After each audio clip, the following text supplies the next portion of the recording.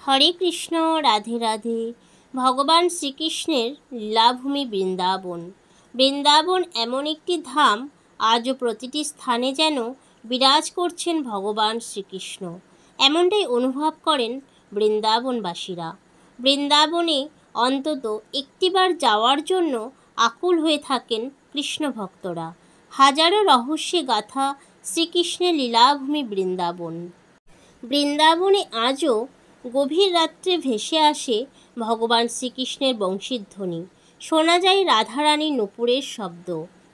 এখনও সেই বৃন্দাবনে বাঁশি বাজে রে, এখনও সেই রাধারানী বাঁশির সুরে পাগলিনী, অষ্টসখীর শিরোমণি নব সাজে রে।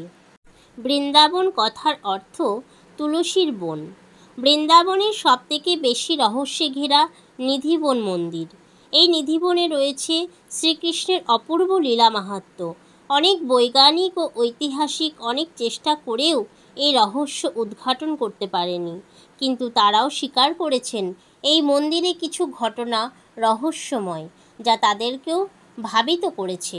এখানে যে দৈব প্রভাব রয়েছে তা কারো অজানা নয়।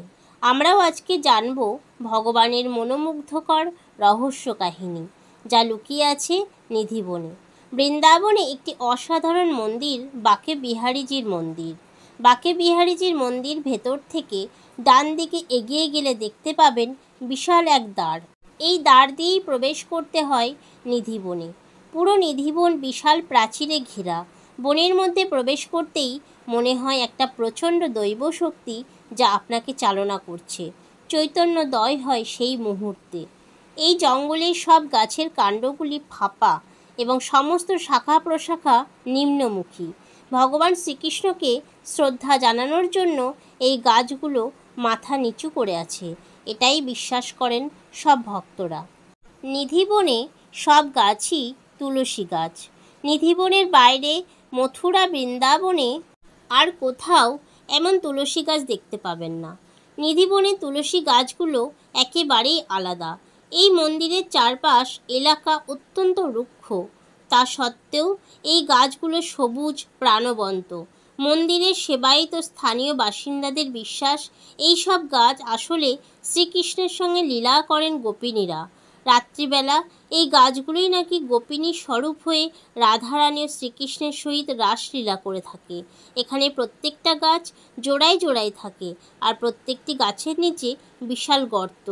এই শিহরিত ভক্তিময় রহস্য উদ্ঘাটন করা সম্ভব হয়নি।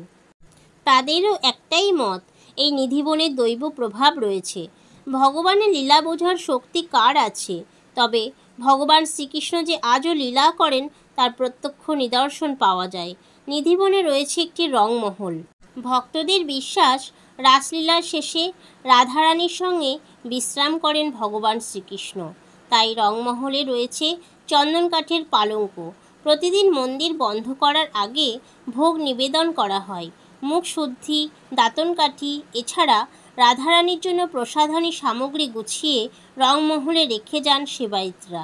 দেখা যায় সকালে মন্দির খোলার পর সেই সব কিছু প্রসাধনী ব্যবহৃত হয়েছে। এই কারণে প্রতিদিন সন্ধ্যায় সন্ধ্যা আরতির পর নিধিবনের দরজা বন্ধ করে দেওয়া হয়। নিধিবনের বাইরে বের করে দেওয়া হয় সমস্ত ভক্তবৃন্দদের। এই নিধিবনে অবাক করার মতো ব্যাপার, এই নিধিবনে গাছের সংখ্যা 16,108টি। পুরাণ মতে কৃষ্ণের গোপিনীদের সংখ্যার সমান।